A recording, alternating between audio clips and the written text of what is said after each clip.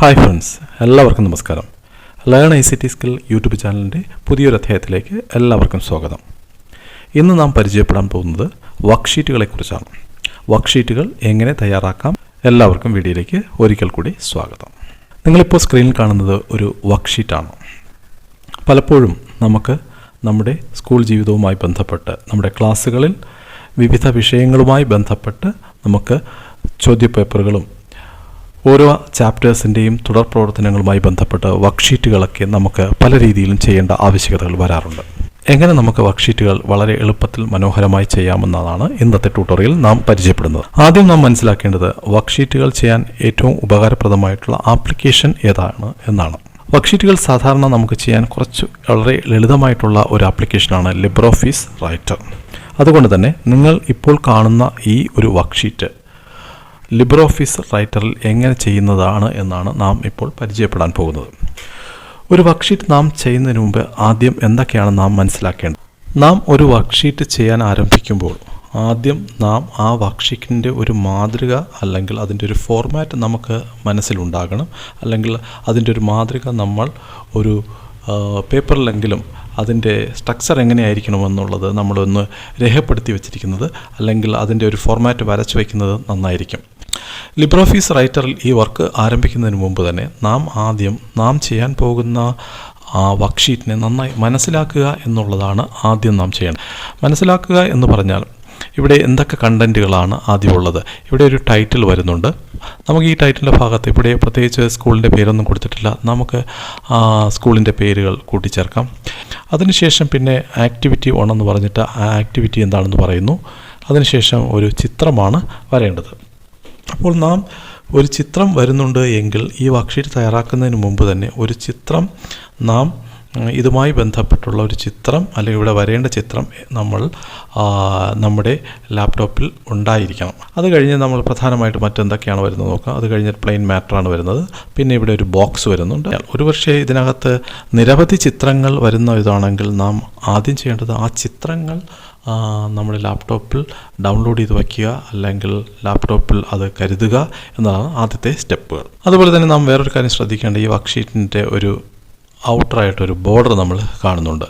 അതും നാം മനസ്സിലാക്കേണ്ടതാണ്. അതായത് നമ്മൾ കൊടുക്കുന്ന വർക്ക്ഷീറ്റിൻ്റെ നാം തയ്യാറാക്കുന്ന വർക്ക്ഷീറ്റിന് ഔട്ടറായിട്ടൊരു ബോർഡറും നാം ഇവിടെ കാണുന്നുണ്ട്. അത് കഴിഞ്ഞിട്ടാണ് നാം വർക്ക് സ്റ്റാർട്ട് ചെയ്യേണ്ടത്. ഇപ്പോൾ നമുക്ക് ഈ ഒരു മാതൃകയിൽ, ഇപ്പോൾ നിങ്ങൾ സ്ക്രീനിൽ കാണുന്ന മാതൃകയിൽ നമുക്കൊരു വർക്ക്ഷീറ്റ് ലിബ്രോഫീസ് റൈറ്ററിൽ എങ്ങനെ ചെയ്യുന്നതെന്ന് നോക്കാം. അതിനായി ആപ്ലിക്കേഷൻ, ഓഫീസ്, ലിബ്രോഫീസ് റൈറ്റർ. ലിബ്രോഫീസ് റൈറ്ററിൽ എത്തിക്കഴിഞ്ഞാൽ ആദ്യം നാം മനസ്സിലാക്കേണ്ടത് ഇവിടുത്തെ വർക്ക്ഷീറ്റ് പരിശോധിക്കുകയാണെങ്കിൽ നമുക്ക് ഈ പേജിൻ്റെ ഏറ്റവും ഔട്ടറായിട്ടുള്ള ബോർഡറുകൾ ഒന്ന് സെറ്റ് ചെയ്തിട്ട് നമുക്ക് വർക്ക് സ്റ്റാർട്ട്. അതിനായി ഫോർമാറ്റ് പേജ് ക്ലിക്ക് ചെയ്യുക.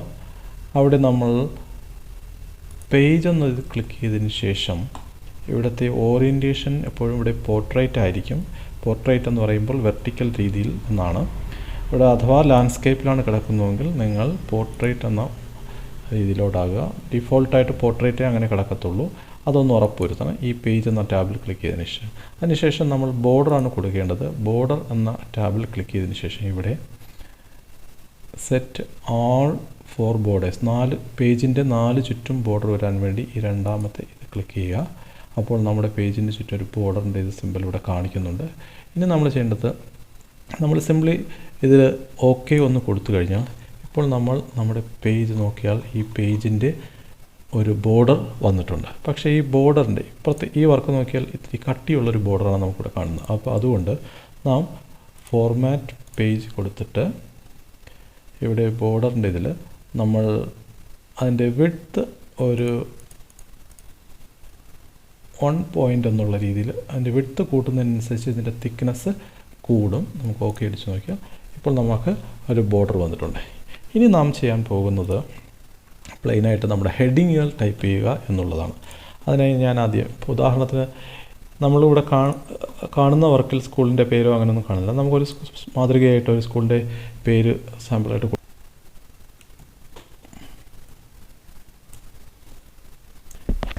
ഇവിടെ ഞാൻ 4 ലൈൻ ടൈപ്പ് ചെയ്തു. ഒന്നാമത്തത് സ്കൂളിൻ്റെ പേരാണ് ടൈപ്പ് ചെയ്തത്, രണ്ടാമത്തത് സ്കൂളിൻ്റെ സ്ഥലം. അത് കഴിഞ്ഞതിന് ശേഷം ഞാൻ ഇംഗ്ലീഷ് വർക്ക്ഷീറ്റാണ് ചെയ്യുന്നത്, അതുകൊണ്ട് വർക്ക്ഷീറ്റ് ഇംഗ്ലീഷ് എന്ന് കൊടുത്തു. സ്റ്റാൻഡേർഡ് 1ൻ്റെ വർക്ക്ഷീറ്റ് ആയതുകൊണ്ട് സ്റ്റാൻഡേർഡ് 1 കൊടുത്തു. ഇതെല്ലാം മെയിൻ ടൈറ്റിൽസുകളുടെ ഈ വർക്ക്ഷീറ്റിൽ നോക്കിയാൽ ഇവയെല്ലാം സെൻറ്ററായിട്ടാണ് കാണുന്നതായിട്ട് നമുക്ക് മനസ്സിലാക്കാം. നമ്മുടെ വർക്കിൽ സെൻറ്റ് പീറ്റേഴ്സ് LPS എന്ന് കൊടുത്തു. നമുക്കിതൊരു വലിയ ഹെഡിങ് ആണ് വേണ്ടതുള്ളതുകൊണ്ട് നാം ഇത് സെലക്ട് ചെയ്യണം. ഇനി നാം ചെയ്യുന്നത് ഇത് ടൈപ്പ് ചെയ്തതിന് ശേഷം ഇത് സെലക്ട് ചെയ്യുക. സെലക്ട് ചെയ്തതിന് ശേഷം ഞാൻ ആവശ്യാനുസരണം സൈസ് കൂട്ടുന്നു. നമുക്കിഷ്ടമുള്ള സൈസിലോട്ട് മാറ്റാം. അതിനുശേഷം ഇത് ഈ പേജിൻ്റെ സെൻറ്ററായിട്ട് വരേണ്ടതായതുകൊണ്ട് ഇവിടെയാണ് അലൈൻ സെൻറ്റർ എന്ന ടൂൾ ഇരിക്കുന്നത്. അതായത് ഈ പേജിൻ്റെ സെൻറ്ററാക്കാൻ വേണ്ടി വിഡ്ത്ത് വൈസിൽ ഈ ഹെഡിങ് സെൻറ്ററാക്കി മാറ്റാൻ വേണ്ടി ഇതാണ് ക്ലിക്ക് ചെയ്യേണ്ടത്. അതിനുശേഷം നമ്മൾ അടുത്ത സ്ഥലം വേണമെങ്കിൽ നമുക്ക് ഈ ടാസ്ക് 3 ഒരുമിച്ച് ചെയ്യണമെങ്കിൽ നമ്മൾ ഈ ലെഫ്റ്റ് സൈഡ് വന്ന് സെലക്ട് ചെയ്തതിന് ശേഷം താഴോട്ടുകൂടെ ഡ്രാഗ് ചെയ്യുക. അപ്പോൾ 3 സെലക്ട് ആവും. ഒറ്റ സ്റ്റെപ്പിന് നമുക്ക് ഇത് 3 സെൻറ്ററാക്കാം. സാധാരണ രീതിയിൽ നാം ആദ്യം ചെയ്തു വെക്കേണ്ട ഒരു കാര്യം ഇതാണ്. ഹെഡിങ്ങുകൾ ആവശ്യാനുസരണം വലുത് കൊടുക്കുക. അതിനുശേഷം ഈ പൂവാർ എന്നുള്ളത് വേറെ നിറത്തിലാണ് വേണമെങ്കിൽ അങ്ങനെ കൊടുക്കാം, ബോൾഡാക്കാം. വർക്ക്ഷീറ്റ് വേറൊരു കളറിലാണ് കൊടുക്കേണ്ടതെങ്കിൽ കളേഴ്സിൻ്റെ ഇതാണ് ഈ ടൂള്. നമുക്ക് ആവശ്യാനുസരണം നിറം സെലക്ട് ചെയ്യാം, ബോൾഡാക്കാം. കുറച്ചുകൂടെ സൈസ് വലുതാക്കണമെങ്കിൽ സൈസ് വലുതാക്കാം. ഇതെല്ലാം നമ്മുടെ ചോയ്സ് അനുസരിച്ചാണ് നമ്മൾ ചെയ്യേണ്ടത്.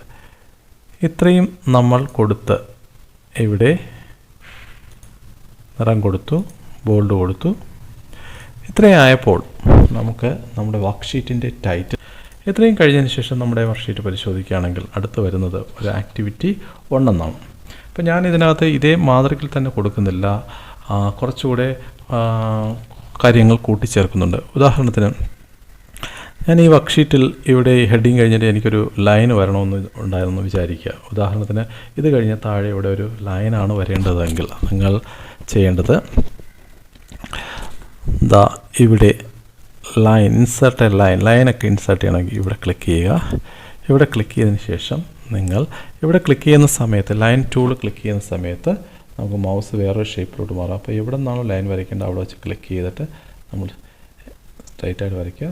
സ്ട്രൈറ്റായിട്ട് വരയ്ക്കുമ്പോൾ നമുക്കൊരു കൺഫ്യൂഷൻ തോന്നുന്നത് ഇത് ലൈനായി ശരിയായ രീതിയിൽ വരുമോ അല്ലെങ്കിൽ നേരെ വരയ്ക്കുമോ.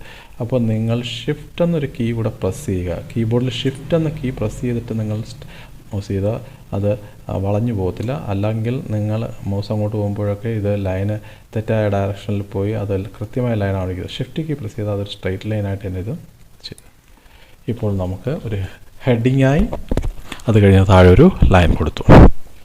ഈ ലൈന് കഴിഞ്ഞ് കൊടുത്തതിന് ശേഷം നമുക്ക് തോന്നുന്നു ഈ ലൈന് കുറച്ചുകൂടി കട്ടിയുള്ള ലൈനാണ് വേണമെങ്കിൽ നമ്മൾ ആദ്യം ചെയ്യേണ്ടത് ഈ ലൈൻ സെലക്ട് ചെയ്തതിന് ശേഷം ലൈനിൻ്റെ തിക്നെസ് ഡിപ്പെൻഡ് ചെയ്തിരിക്കുന്നത് ഇവിടെയാണ്.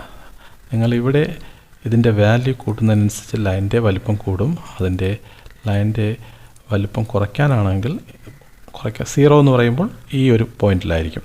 അപ്പോൾ നമുക്കൊരല്പം കൂട്ടണമെങ്കിൽ ഇതാണ് നമ്മൾ ചെയ്യേണ്ടത്. അത് കഴിഞ്ഞിട്ട് ഈ ലൈനിൻ്റെ കളർ മാറ്റം ഇവിടെയാണ് ലൈൻ കളർ ഇരിക്കുന്നത്. ചുവപ്പാണ് കൊടുക്കുന്നതെങ്കിൽ ചുവന്ന ലൈൻ കൊടുക്കാം. അതല്ല ഗ്രീൻ ഇതാണ് കൊടുക്കുന്നതെങ്കിൽ അത് കൊടുക്കാം. നമുക്ക് ഇഷ്ടമുള്ള നിറം നമുക്ക് കൊടുക്കാം. അതിനുശേഷം നമുക്ക് വരേണ്ടത് ഈ ആക്ടിവിറ്റി 1 ആണെന്ന് വിചാരിക്കുകയാണെങ്കിൽ നമ്മൾ അവസാനമായി നമ്മൾ ക്ലിക്ക് ചെയ്ത സ്ഥലത്ത് നിന്ന് എൻ്റർ അടിക്കുക. അപ്പോൾ look at the picture and read the text book page 55. നമുക്ക് കൃത്യമാണ്. ഞാൻ 56 എന്ന് കൊടുത്തു. 55 ആണെങ്കിൽ 55 എന്ന് കൊടുക്കാം. അത് കഴിഞ്ഞു ഞാൻ എൻ്റർ അടിച്ചു. ഇത് കഴിഞ്ഞാൽ നമുക്ക് വരേണ്ടത് ഇവിടെ ശ്രദ്ധിച്ചാൽ ഒരു ചിത്രമാണ്. അപ്പോൾ നമുക്ക് ഒരു ചിത്രമാണ് ഇൻസെർട്ട് ചെയ്യേണ്ടത്. ഇവിടെ ഒരു ചിത്രമാണ് വരേണ്ടത് എങ്കിൽ ഇവിടെ ഞാൻ കൃത്യമായ ചിത്രം തന്നെ ഞാൻ കൊടുക്കുന്നില്ല.